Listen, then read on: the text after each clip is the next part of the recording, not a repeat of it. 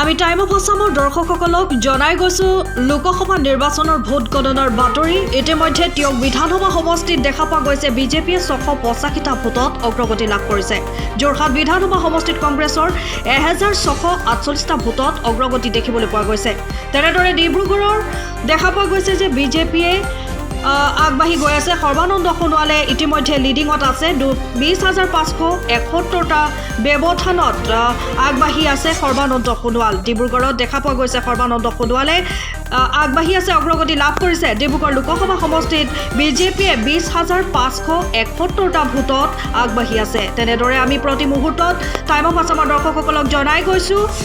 vote গণনাৰ বাতৰি টিয়ক বিধানসভা সমষ্টিত বিজেপিয়ে 685টা ভোটত অগ্ৰগতি লাভ কৰিছে যোৰহাট বিধানসভা সমষ্টিত কংগ্ৰেছৰ 1648টা ভোটত অগ্ৰগতি লাভ কৰা দেখিবলৈ পোৱা গৈছে তেনেদৰে ডিব্ৰুগড় সমষ্টিত দেখিবলৈ পোৱা গৈছে বিজেপিয়ে 20571টা ভোটত আগবাঢ়ি আছে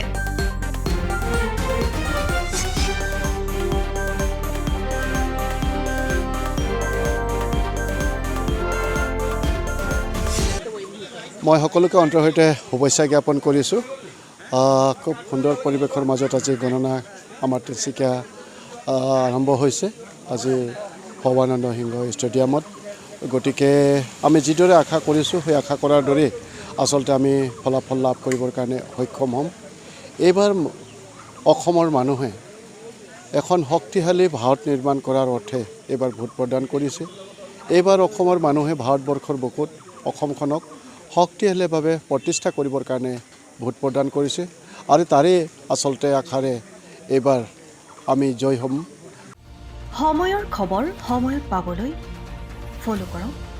টাইম অফ আসাম